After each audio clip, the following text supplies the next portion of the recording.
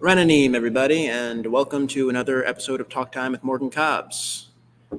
This is your first time listening to Talk Time. Welcome, and to my returning listeners, welcome back. Good morning to those of you on this side of the world, those of you here in Micronesia, those of you in the Marshall Islands, Palau, Australia, Indonesia, Philippines. Good morning. Thank you for waking up early with us on this early Sunday morning, and good evening to our friends in the United States. And on the East Coast, it's about 5 o'clock at night. So good evening, and thank you for tuning in to Talk Time with Morgan Cobbs. It's been 2 weeks since we last spoke. Yep, it's been 2 weeks, and a lot has happened in the world of TV, film, and pop culture. And again, Cobb's Corner, we're that one-stop shop for all things TV, film, and pop culture. Today's episode will talk about the Marvels. That will be the main focus of this episode. And so, yes, we'll be discussing the Marvels, which did come out back in November. I realize I'm a bit behind the 8 ball, like 2 months late. The Marvels, which came out in November, and it's the most recent theatrical release for Marvel. So it was kind of a sequel to Captain Marvel, which came out in 2019, as well as a follow-up to both WandaVision, which we got about 3 years ago, January to February 2021, along with which I think that was Disney Plus's first series. That was the first Marvel series on Disney Plus, as well as kind of a follow-up to Secret Invasion, which was last summer, which was kind of mid, and also Ms. Marvel, which starred Iman Vellani, which was I think summer 2022, so summer 2 years ago. I like that show. I thought it was a fun, exciting show. New characters, new origin stories, So yeah, the Marvels was a follow-up to all of that. So huge spoiler warning is in full effect for anyone who has not yet seen the movie. I will be going into full spoiler detail. You have been warned. But that's not what we're going to talk about first. First, I would like to just sort of update about my time here at Xavier. Big shout out to all of the Xavierites, all the Xavier students, Xavier faculty, Xavier alumni who are listening to Cobb's Corner or listening to Talk Time with Morgan Cobbs. Big shout out to all of you. You know who you are. Salute. It is my second semester here at Xavier High School. It's the second semester of my very first year as a teacher. So I've got one semester under my belt, so I kind of know how a semester is run now. And again, that's also why I feel like I've talked about this in past episodes. Like, this is why while I'm out here in Micronesia, I'll be out here for 2 years. I am going back to the United States for the summer. I haven't had a consistent uploading schedule. I know with the Talk Time with Morgan Cobbs, it's usually been every other Sunday. I've been trying to do every other Sunday. That's kind of the only real consistent uploads that I've had. I haven't had a consistent schedule for the actual movie reviews. Speaking of which, if you haven't already checked out my 2001: A Space Odyssey review, go check that out. It's episode 72 of Cobb's Corner. So go check out that episode for those of you who have not yet checked that out. And again, check out the entire American Film Institute's top 100 movies. I will get to all 100 movies one day. It's a marathon, not a sprint. We're approaching 100 episodes, guys. The big 100th episode. There will be some big announcements still to come on the 100th episode. We're closer to 75 than we are to 100, but 75 is right around the corner, and 100 there will be big announcements, big updates for Cobb's Corner. So definitely, for those of you who maybe have subscribed to this YouTube channel but have not clicked that bell, whether you're watching this on YouTube or you're listening on a podcast streaming platform, for those of you who have been listening to Cobbs Corner but have not yet clicked that bell, so you get notified when I upload, you have to click the bell so you can stay informed, stay updated on when I post, on when the new episodes are coming, when the new episodes drop. Because again, I might not have a consistent uploading schedule. And even with social media, it's like I'm doing the social media on my own. So I will do my best to actually like promote the episodes and promote the content on social media. But those of you who are not yet following me on social media, on Instagram, TikTok, Threads, Facebook, make sure you follow me on all 4 of those social media sites to stay updated on all things Cobbs Corner. But yeah. Second semester, it's the third quarter. I think we're going into, I guess, our third week 3 of the third quarter. And it's been fun. I actually have had, it's funny that this semester I only really teach 2 classes, one of which is an elective. I teach an elective called Originals versus Remakes. Now, the main class that I teach is Algebra 2. Algebra 2 I teach to the 11th graders here at Xavier. And so that's like the one full credit class that I teach. I taught it I started teaching it last semester, and then I'm still teaching it this semester. So it's a full year class, Algebra 2. And what's convenient is I only teach it to one section. Like there's only one class for the juniors. Last semester when I was with the freshmen and the sophomores, they had 2 classes. So I had to come up with like 2 different lesson plans. Like it was a pain. For my math review to the sophomores and the computer skills to the freshmen, I had like 122 students, names to remember. So this semester, I've only got like 31 students. Yeah, because I've got 27 juniors, and then in my elective, there's 8 students, 4 seniors, and 4 juniors. So 31 students in total. So yeah, Algebra 2 has been exciting. I kind of have been able to get through the lessons when I would like to, and kind of preparing the students for the SAT now. Yeah. So I remember when I took the SAT. I took the SAT 4 times. Yeah, that was an experience. My Originals versus Remakes class. Now, granted, my degree is in mechanical engineering, so I don't have a film degree. I just kind of talk about, again, TV, film, pop culture. But this elective, we are comparing and contrasting like classic films to their contemporary remakes. Like right now we're doing, and big shout out to all of my students, all 8 of my students in the Originals versus Remakes class. Big shout out to all of you. You know who you are. In that class, we started with comparing and contrasting the Karate Kid, the original Karate Kid from 1984, which actually turns 40 years old this year. Let that sink in. Yes, the Karate Kid with Ralph Macchio and Pat Morita, that turns 40 years old this year. It came out in 1984. Comparing that one to the 2010 version of the Karate Kid, which I actually saw in theaters, which starred Jaden Smith and Jackie Chan. We actually haven't finished watching the Karate Kid remake, but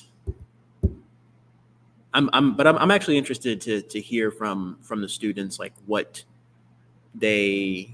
were kind of their takeaways, kind of similar to what I do with my podcast, kind of dissecting the films, like what are the themes, what are the themes, what do we learn, what are the takeaways from this film, and what kind of impact has this film had on like the world, and now granted, this episode's not a review of it's not a compare and contrast of like Karate Kid 1984 versus Karate Kid 2010. But I do think that Karate Kid 2010 is one of those remakes that's not a bad movie. Like in my opinion, it's not a bad movie. It just doesn't hold a candle to It just doesn't hold a candle to the, Ralph Macchio and Pat Morita. That said, I do think that with the Karate Kid remake, they were able to go places with the whole student-teacher relationship between Mr. Han and Dre. They were able to go places that maybe they couldn't go in 1984 with Daniel LaRusso and Mr. Miyagi. Then again, I mean, it's not even like they called the movie The Karate Kid, and he doesn't even learn karate. He learns kung fu, but at the same time, they had Jackie Chan, who's a literal kung fu master. It's like, I mean, you have the opportunity to work with Jackie Chan. Like, you're not going to have him teach something other than karate. You're not going to waste Jackie Chan as a character. So, I mean, yeah. Jackie Chan was great in that movie. Him having a martial arts background, and Jackie Chan, who was middle-aged at the time. Jackie Chan, he's about to be 70 years old this year. And he was, I think, maybe like 56 or 57 when the movie was made. So him being able to kind of go back to his origins as a martial artist, as a martial arts actor, and now that he's older, putting him in that sort of mentor figure, that mentor, almost like surrogate father figure. I think that's what worked for me in the Karate Kid remake. So again, Karate Kid remake, it's a good movie, not a bad movie at all. But at the end of the day, it's technically not as good as the 1984 Karate Kid. So I recently turned 23 years old. Yes. Been a good year. I made it through another year. 23 years in the books. Hooray. Made it through another year, which is great. For the first time, I was on foreign soil. First birthday outside the United States. A lot of firsts. 2023, I had my first Thanksgiving and first Christmas outside the United States, away from my family. Big shout out to my family in the States. Hello. Big shout out to mom, dad, all my siblings. So this year, well, my birthday, which is January 16th. So this past Tuesday, fell on a Tuesday. I realized in the United States, we have Martin Luther King Day. So there's that 3-day weekend. So Martin Luther King Day, which this year was Monday, January 15th, which is MLK's actual birthday. I realized we celebrate his birthday on Monday because it's federal holiday. So MLK Day, which we did not have off because in the FSM, they do not observe MLK Day. It is an American holiday. It is not a holiday that's observed here in Micronesia. It's a whole nother country. Although, because even Thanksgiving is not observed at the federal level, if I'm not mistaken, but the FSM's President's Day is November 23rd. So some years, really it all depends on what day of the week the President's Day falls on. But at Xavier, we observed Thanksgiving, and we actually gave the students a 4-day weekend. So Thursday and Friday, there was no school. People still celebrate Thanksgiving on their own. Parents might have to go to work on, Thanksgiving and the next day. Students might have school because some schools on the island did have school. I think some schools were open on Thanksgiving and on Black Friday, but I'm sure students probably went home and had Thanksgiving dinner with their family and then still went to school the next day. So it's not a holiday that's observed at the federal level, but people observe it on their own. So, of course, Christmas is observed Christmas and New Year's. Those are more universal holidays that are observed outside the United States. They're not exclusively American holidays. Martin Luther King Day, they do not observe. So I actually did have to teach that Monday, which in our schedule was an E day. And I kind of got lucky that F day, which fell on my birthday. since I'm only teaching 2 classes and we use like a 50-minute schedule system, I ended up not having to teach at all on my birthday, on F day. so yeah, I ended up not having to teach at all, which was great. This is the first birthday where I'm not in school.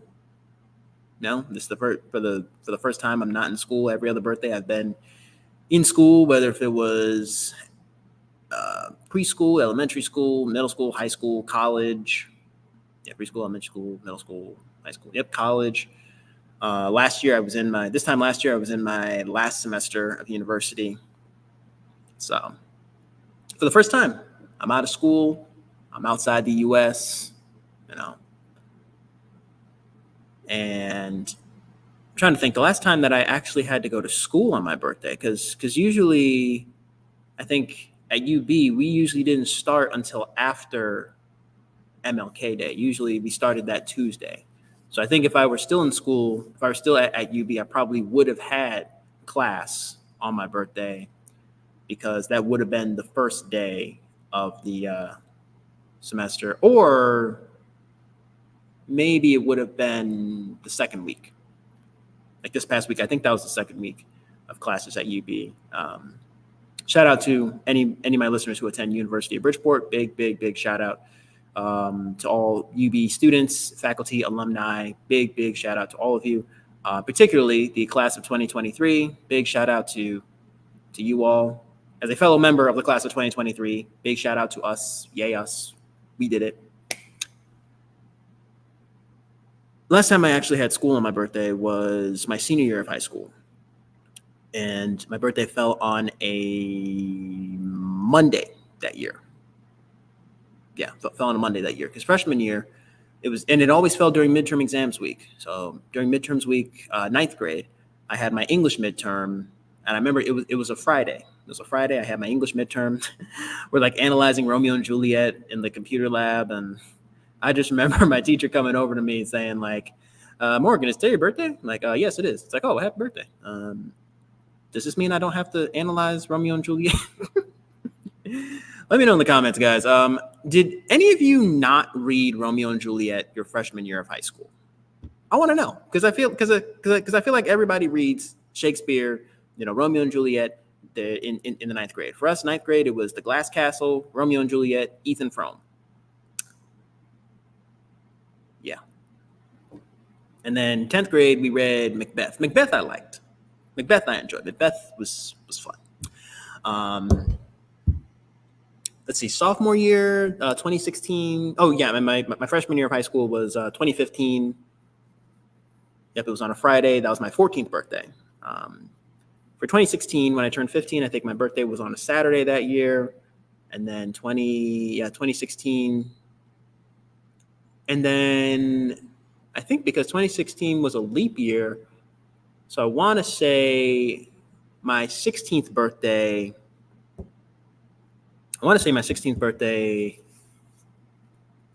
In 2017. I remember we went out for hibachi that year. I want to say my birthday that year was probably on a Monday. It might have fallen on MLK Day, because 2016 was a leap year, so probably Saturday to then Monday.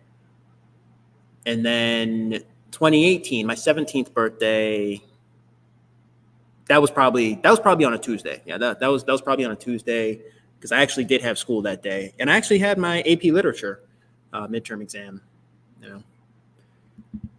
Yeah, big shout out to Engineering and Science University Magnet School, my high school, class of 2018. Big shout out to all of you. And yeah, I mean, gosh, 6 years ago, that was the last time that I actually had to go to school on my birthday. This year, it doesn't really count, because I guess I technically went to work. I showed up to my office, but I didn't have to teach, which was great. So I'm hoping for the same thing next year. Maybe just no teaching on my birthday, please, schedule-wise. And it's funny because I feel like all my colleagues not hate me, but like I feel like they all kind of just like I have like reminded them that my schedule is so free. Like tomorrow I have literally one class to teach, and then I'm done for the day. So Everybody else has got like 3 and 4 classes to teach. I'm like, nope, can't relate. That was me last semester. Last semester I had, 3 classes to teach. But again, the freshman class was 2 sections, sophomores 2 sections, and then juniors 1 section. So really I had 5 separate sections. 3 subjects, 5 sections. So to all the other teachers listening, let me know in the comments who can relate. So yeah, we had cake, we had ice cream. Students sang happy birthday, and I realized here in Micronesia now, I don't know about like other traditions and other cultures, but in the United States, we sing happy birthday, and then it's like happy birthday to you. How old are you now? How old are yeah? But the students here at Xavier, and I don't know if it's just Xavier or if it's like all of Micronesia, but these students, they will ask, instead of like how old are you now, it's like, who is your girlfriend? Who is your girlfriend? So yeah, I think my students have very, very active imaginations. All right, very active imaginations. Even if I did have a girlfriend, that's none of their business. But yeah, my birthday was fun. It was fun. I do it again. Next year when I'm in my last semester teaching at Xavier, because I'm out here for 2 years. So second semester of my second year, this time next year, when I turn 24, the Kobe year. So yeah, but this year, the Jordan year, 23, Jordan year, it's going to be great. It's going to be the GOAT. All right. Like Michael Jordan, the GOAT, greatest of all time. All right. Yeah, like I said, today, 2024 is going to be a great year for all of us. I'm telling you. So, first warm birthday. Shout out to my listeners back in Connecticut, East Coast. I hear you guys are having some snow trouble, blizzards, getting actual snow out there. I don't miss that. I really do not miss cold weather at all.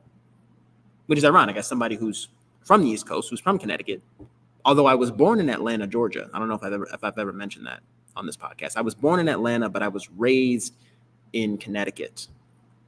So being that I'm from Connecticut, I can deal with all kinds of weather. I think that's what helps. Being from a state, being from a region where you experience the 4 seasons is like the advantage is then long term you can kind of live anywhere. You know how to deal with hot summers, cold winters. You know how to deal with rain. In Connecticut, we sometimes get a little bit of sleet, which is like hard rain mixed with like ice. Like we'll get rain, we'll get sleet. We've started getting hail, which is not normal. Like over the summer, we've been getting hail the past couple of years, which is just odd. So again, to all you climate change deniers, it exists. And but yeah, being that I'm from the Northeast, I know how to deal with all kinds of weather. Sometimes I see students wearing hoodies saying they're cold in like 85, 90 degree weather. I'm sweating and they're cold. You wearing a hoodie and it's 85 degrees? Yep, I pray for any of these seniors any of these students who end up going to the States for college, who end up going over to any colleges over on the East Coast. Whew, that first winter. It's going to be brutal. It's going to be brutal. Well, on to the main event. Now that I got that out of the way, second semester at Xavier, and, happy birthday to me, the birth week. I like to have a birth week marathon. For me, I've been watching every Marvel movie with the Guardians of the Galaxy. So that's Guardians of the Galaxy Volume 2, Avengers Infinity War, Avengers Endgame. I've skipped Thor Love and Thunder because they were only really there for like 10, 15 minutes. And then Guardians of the Galaxy Volume 3. So I'm still in the process of getting through all those movies. But on with the show. The Marvels. Again. Spoiler. All right? Got nothing but spoilers from here on out.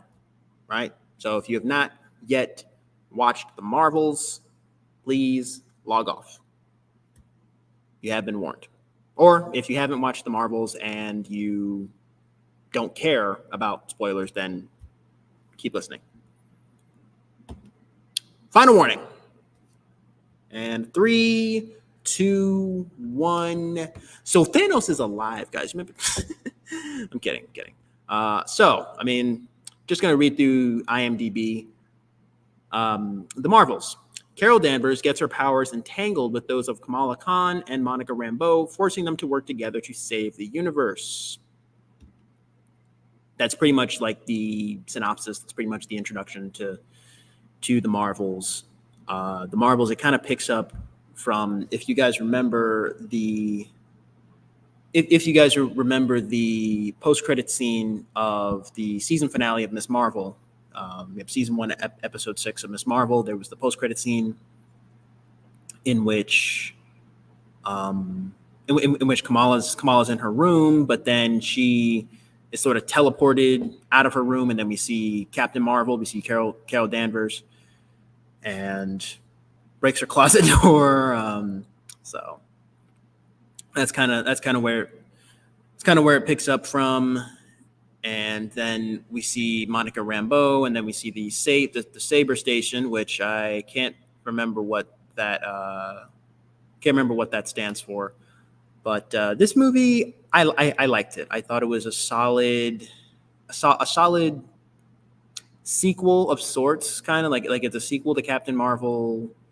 It is for sure a sequel to Captain Marvel, because it's revealed that, like, at the end of Captain Marvel, when she sort of defeats Jan-Rog, Jude Law's character, and tells him, go back to Hala with a message. I'm coming to shut everything down, the lies, the whole big sham. I'm going to,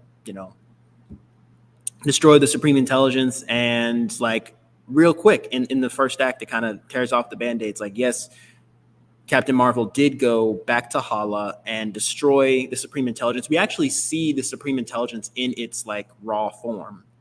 So we see the Supreme Intelligence, and Captain Marvel destroys the Supreme Intelligence, which then inadvertently sort of leaves Hala powerless. It leaves them with no real, like, I guess, kind of leaves them in, like, a drought, and now, like, their son is dying, and pretty much now that, like, Hala, which is the home of, like, the Kree civilization, they have pretty much branded Captain Marvel the Annihilator, because she did kind of go to Hala and just destroy the Supreme Intelligence. So the villain of this movie, the villain of the movie, who is, if I will, my goodness,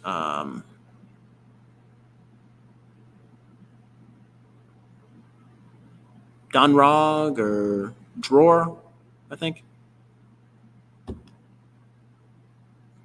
As I get through the entire cast. Movie is directed by Nia DaCosta. I'm very, very well. Now, I didn't see this movie in theaters. Dar-Ben, played by Zawe Ashton. Yeah, Dar-Ben. She's kind of a semi-sympathetic villain. Not like a sympathetic villain to the point of, like, maybe Thanos or Killmonger or even Zemo. They're not, like, villain with justified motives, like, not to that level. But Captain Marvel, she did leave Hala essentially defenseless, essentially kind of took away kind of like their life source, and, like, there was no real transfer of power. And then that led to, I guess, zealots like Ronan the Accuser, who we saw in Guardians of the Galaxy in 2014, which was almost 20 years since the Annihilation, because Captain Marvel, the first movie took place in 1995, and then Captain Marvel did go back to Hala in 1995. So now the Marvels takes place in 2025. So it's been 30 years since the Annihilation, and now Drore, Darben, and now Darben she's risen to power, and she has decided to essentially go from planet to planet, and like as her people are facing a loss of air, she literally goes and steals the air from like one atmosphere, and then by using the bangles, right, the bangles, we find out that the bangles are now like quantum bands, and that there were two of them. Like we found one of them in Miss Marvel, bangle that was passed down from Kamala Khan's great grandmother Aisha, who had found the bangles, and who had found the bangles in a sort of like a structure that was marked with the symbol of the 10 rings. One of the theories that I've heard was that the quantum bands, the bangles, that there's the two bangles that they were used to set up the jump points between the points of space, the hexagons, to jump from one system to the next, to travel throughout space. They were used to connect points of space, and essentially to create wormholes. Now, this hasn't been confirmed or denied by Marvel, and the post-credit scene of Shang-Chi and the Legend of the Ten Rings hasn't really gone anywhere. But one of the theories I heard online was that the 10 rings were essentially made to destroy, that they're both infused with like quantum energy. Like, we still have no real definitive like answer on what are the 10 rings, where did they come from, and Talos. So I feel like there's still some unanswered questions after Shang-Chi and the Legend of the Ten Rings, which I still think was a great film, probably one of the better films in Phase 4. But now that we're in Phase 5, I feel like we can actually go back and answer those questions, and go back to the post-credit scene of Shang-Chi and the Legend of the Ten Rings, which Captain Marvel did show up in, mind you. So hopefully, fingers crossed, we will get that definitive answer. But now that Donrog has Darben, I keep getting that name. Now that Darben has one of the bangles, and she realizes that Kamala Khan has the second one, she plans on using the bangle to open up ports in space to pretty much overload the jump points and create more. So that way she can steal the air from one planet, stealing the water from another planet, and then essentially she comes to Earth and then steals the sun, or plans on stealing our sun. So, I mean, overall, the movie was pretty solid. The movie's not available to stream on Disney Plus just yet. I purchased it on Google Play. It's available for purchase. I realize on Google Play it's available for purchase, not available for rent. I think it's available for rent maybe on either Amazon Prime or Vudu, one of those. Should be available for rent. But I actually purchased it, so I have it now. And I figured, on an island where there's no movie theater, and I was in Guam, and I don't think it was playing in theaters then, because this was like around Christmas time, so didn't get to see it in theaters, unfortunately. I feel like I probably would have enjoyed it if I saw it in theaters, but is what it is. We get some good lines from Samuel L. Jackson. Gary Lewis plays Emperor Droge, who was mentioned in Secret Invasion. Tiana Paris as Monica Rambeau. She makes the sacrifice. She makes a sacrifice at the end of the movie where she's literally infused with enough power from both Kamala Khan and Carol Danvers. She becomes essentially her comic book Photon. That was her name in Photon. That was her name in the comics, Monica Rambeau as Photon, which was her mother Maria Rambeau's call sign in the Air Force, Photon. And Darben, my bad. Darben essentially creates a wormhole to another reality, to another dimension, which kind of resembled the cracking of the realities that we saw in Spider-Man No Way Home, with like the purple insignia, or with kind of like the purple glow to like the sky as like the reality split. So kind of similar in the ending of the Marvels. I think I want to say that purple is kind of like the color of like chaos magic. It's kind of like, or like dark magic. It's kind of purple. And then, Doctor Strange with his sort of, I guess, light magic is orange. We got purple and orange. And so I'm kind of liking that color scheme that has shown up time and time again in the MCU. So Monica Rambeau literally flies into this other dimension and closes the portal. Closes the portal. Dar-Ben dies opening up this other portal to another dimension. Dar-Ben dies, but then Carol is able to retrieve the bangles. Monica is able to close the portal, even though Carol flies out to her and tries to save her and fails. So Monica Rambeau is now in an alternate dimension, folks. Post-credit scene. Now, I feel like I kind of got this spoiled for me before I saw the movie. But post-credit scene, we have the mutants, the X-Men. We get Kelsey Grammer as Beast. Kelsey Grammer, who played Beast in X-Men: The Last Stand. He played Beast in X-Men: The Last Stand. And I think also for the one scene at the end of X-Men Days of Future Past when Wolverine went back in time and like erased that timeline and kind of retconned the events of X-Men The Last Stand.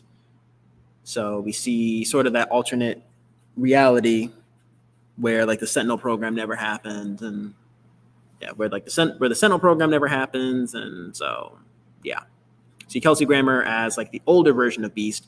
And we might be seeing him in future MCU projects as we're officially bringing in the mutants, I guess, from an alternate dimension. So hopefully, looking ahead, Secret Wars. Hopefully, we might see some of the MCU Avengers, fighting alongside or against the Fox X-Men, characters. We're probably not going to get Nick Nolte because Nick Nolte, I think he's busy. He'll probably be busy playing Lex Luthor in Superman Legacy. So I think he's kind of jumped ship from Marvel to DC. No, not Nick Nolte. Nicholas Hoult.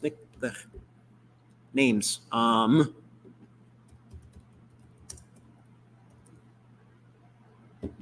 Nicholas Hoult. Yeah, Nicholas Hoult, who he played Beast. He played the younger version of Beast in X-Men First Class, as well as X-Men Days of Future Past, Apocalypse, and X-Men Dark Phoenix. I still have not seen X-Men Dark Phoenix. I do plan on doing now Deadpool 3, I realize, comes out in July. So I will be in the States when Deadpool 3 comes out. Yes, Deadpool 3 comes out in July of this year. I don't know the exact date off the top of my head. So I will hopefully be able to see Deadpool 3 in theaters. And ahead of that, I will probably be doing my own. Now, I'm probably not going to be talking about all of these movies on the podcast, or do audio commentaries for them, but I'm probably going to do a rewatch of all of the Fox X-Men movies, which I realize there's quite a few, going back almost a quarter of a century. Going back, I mean, like the first X-Men movie came out in the year 2000, came out 24 years ago, and Kevin Feige, he was actually a producer on the first X-Men movie, although again it was still technically not a rival studio, but this was pre-MCU, so this was back when Marvel Entertainment Group. There was no Marvel Studios yet. I think Marvel Studios was established in 2006, I want to say. So year 2000, Marvel Entertainment Group, they paid 20th Century Fox, which was an independent company at the time, paid 20th Century Fox to make the X-Men movie. They were outsourcing. They paid 1998, Marvel's very first theatrical film, Blade, 1998, which Blade actually turned 25 last year. They paid New Line Cinema to make a Blade movie. There was Blade, 1998, Blade 2, 2002, and then they dropped the ball with Blade Trinity, 2004, which came out 20 years ago.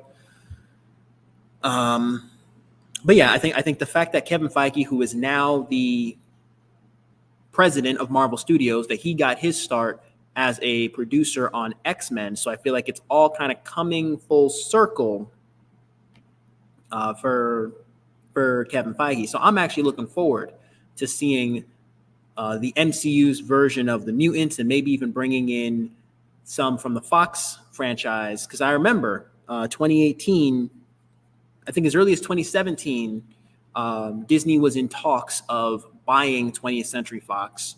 And then I think 2018, the ink had dried on that deal, 2018, 2019. And then I remember, there were the movies, there was the New Mutants, which ended up getting delayed a year. There was Dark Phoenix, which got delayed several times. I think Dark Phoenix, which I think was supposed to come out 2017, then got delayed to 2018, and then pushed all the way back to 2019. And those two movies closed out the Fox X-Men, universe. They're movies that I guess were started before the deal was signed. So they're movies that they kind of had to release, although they probably weren't going to go anywhere with them. Kind of similar to, if I'm being honest, the Aquaman and the Lost Kingdom movie, which I did have the privilege of seeing in theaters when I was in Guam. That movie, I mean, again, it was a good movie, but it's also the end of a cinematic universe. It's the end of a cinematic universe. It's not going to go anywhere.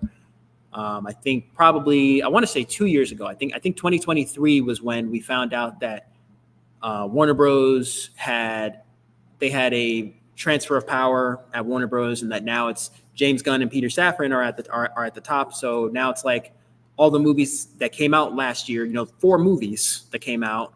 Only one is really going to mean anything going forward. Blue Beetle.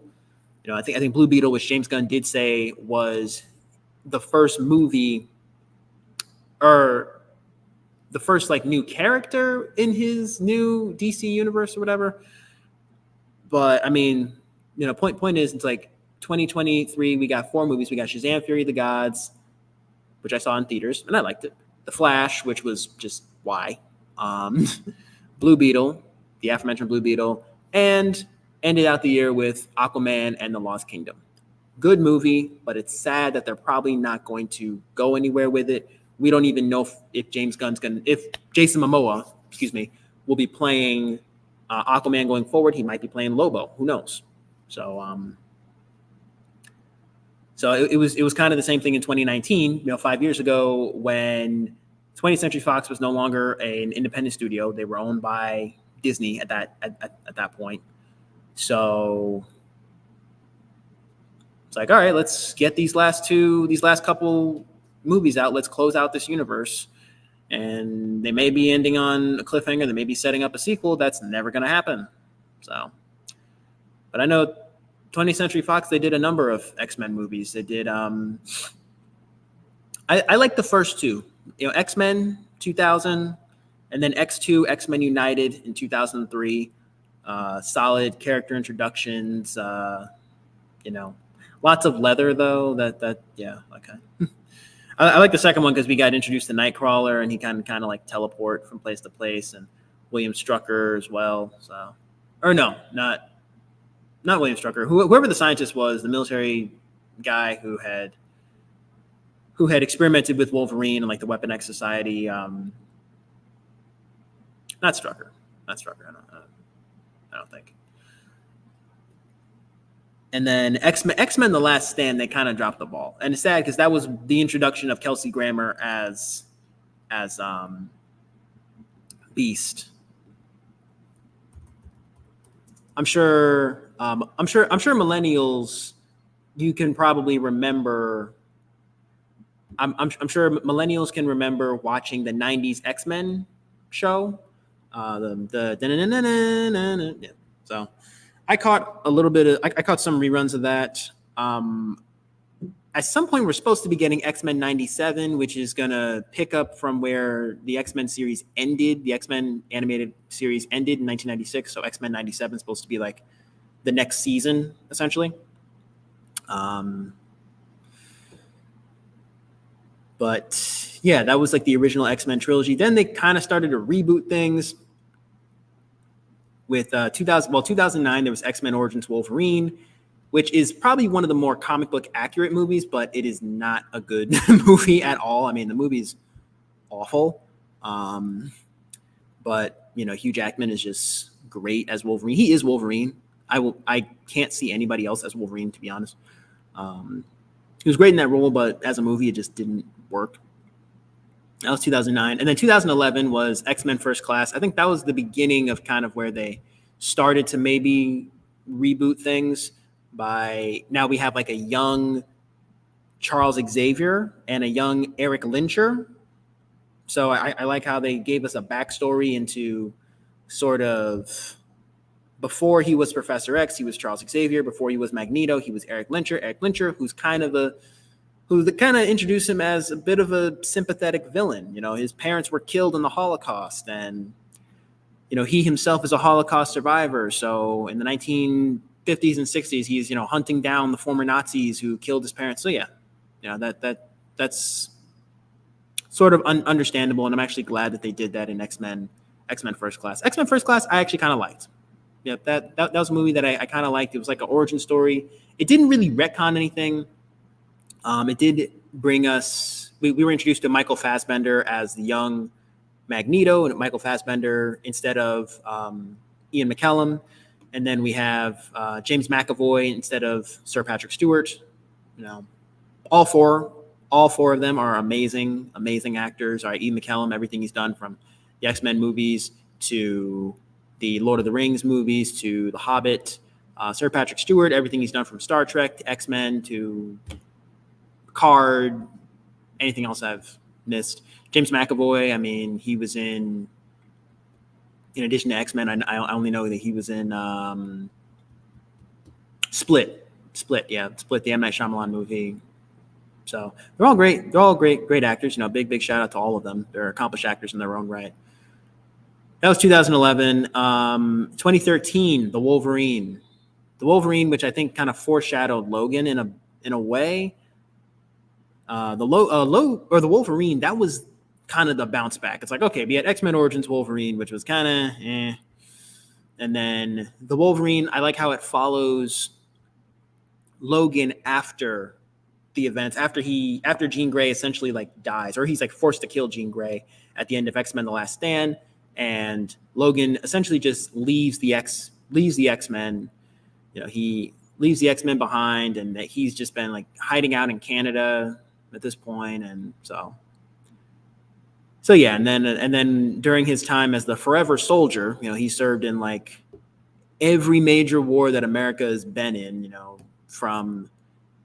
every major war that America was in from like the 1860s up through like maybe the 1970s, so like a century, because he fought alongside the Union in the American Civil War. He was with the Union. It's established during the opening of X-Men Origins Wolverine, and then he fought in World War I. World Wars I and II. He stormed the beach at Normandy on D-Day in the Second World War, and then Vietnam, and then that's kind of where X-Men Origins Wolverine picks up in the 1970s. So apparently he was present. It's established in the Wolverine that he was present during the bombing of Nagasaki, when the atomic bombs were dropped on Hiroshima and Nagasaki. Shout out to my Japanese audience. Konnichiwa to my Japanese audience, and domo arigato for listening to Cobbs Corner. Can't wait to visit your amazing, beautiful country. I cannot wait to review The Last Samurai or Seven Samurai or Musashi Miyamoto Samurai trilogy. So stay tuned for that.